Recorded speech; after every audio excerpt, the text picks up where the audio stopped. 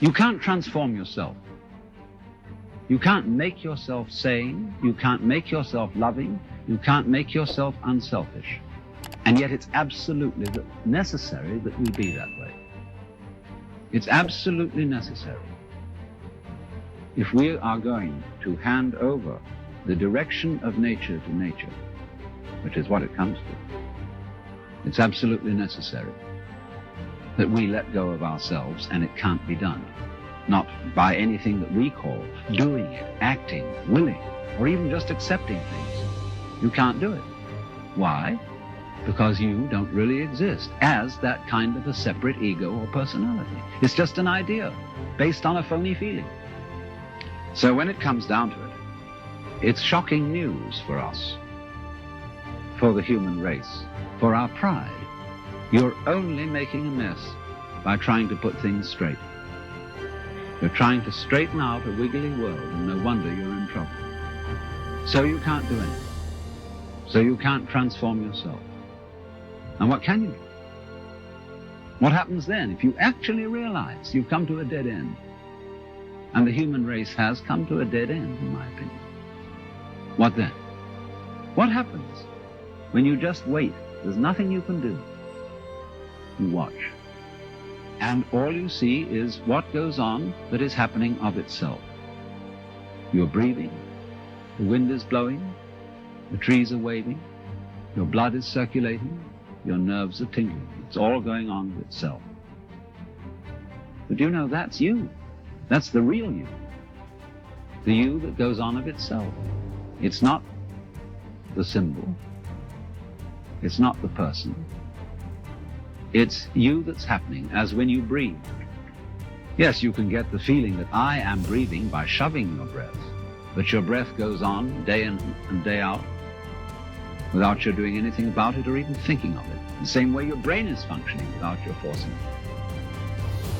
So when you come to a dead end, and we are individually and socially now in 1971 at a dead end, this is the moment at which it is said man's extremity is God's opportunity. Because we have to stop. And when we stop, we find a world that is happening rather than being done, being shoved. And that happening, as distinct from doing, is our fundamental self. And our fundamental self is not something just inside the skin. It's everything around us with which we connect. When you look out of your eyes at nature happening out there, you're looking at you. I'm not going to say what we should do from then on, but simply that before we think of doing anything in this critical situation, we realize the completely illusory nature of the beings that we think we are, and get back again to the beings that we really are, which includes all this outside world, no longer left outside. Nobody seems to want to be in charge of themselves because they feel they can't do it. Because trying to improve yourself is like trying to lift yourself up into the air by tugging at your own bootstraps. And it can't be done. But supposing instead of that, seeing that there isn't really anything we can do to improve ourselves or to improve the world, if we realize that that is so, it gives us a breather in the course of which we may simply watch what is going on. Watch what happens. Nobody ever does this. Therefore, it sounds terribly simple. It sounds so simple that it almost looks as if it isn't worth doing.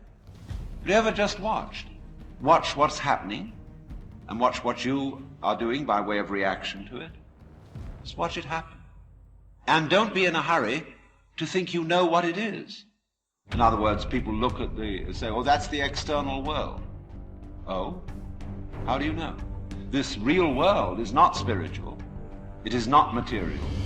The real world is simply, so could we look at things in that way? Without, as it were, fixing labels and names and gradations and judgments on everything. But watch what happens. When you are in this way freed from busybodiness and being out to improve everything, that your own nature will begin to take care of itself, because you're not getting in the way of yourself.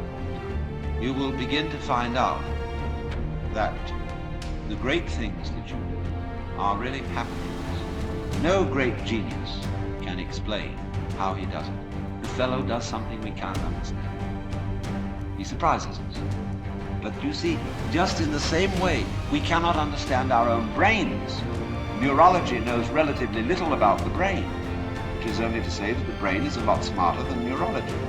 And all growth, you see, is fundamentally something that happens. But for it to happen, two things are important. And the first is, as I said, you must have the technical ability to express what happens. Secondly, you must get out of your own way. But right at the bottom of the whole problem, how am I to get out of my own?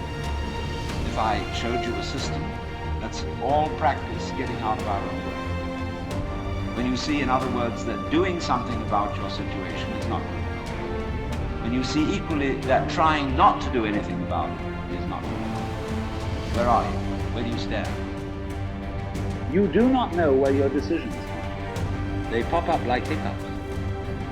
And when you make a decision, people have a great deal of anxiety about making decisions. We're always worrying, did I think this over long enough? Did I take enough data into consideration? And if you think it through, you find you never could take enough data into consideration. The data for a decision in any given situation is infinite. Doing as you will isn't a new kind of behavior that you suddenly put on and say, from now on I'm going to go around doing as I will. You have to realize first that that's what you've always been doing.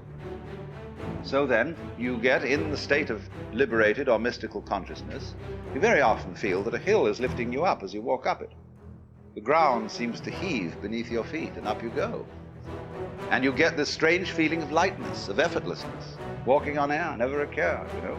This wonderful sense that there are no obstructions anywhere. There's nothing, as it were, banging you and making you do that. It all flows together. And that's a very common sense. And that's, you are actually, in that state of consciousness, you are perceiving the goings-on, the Tao, the course of nature, in the way it's happening. But in the ordinary way, you've been conditioned to resist it, to fight it, and to use those sensations of resistance to create a sensory basis for what you describe as the ego.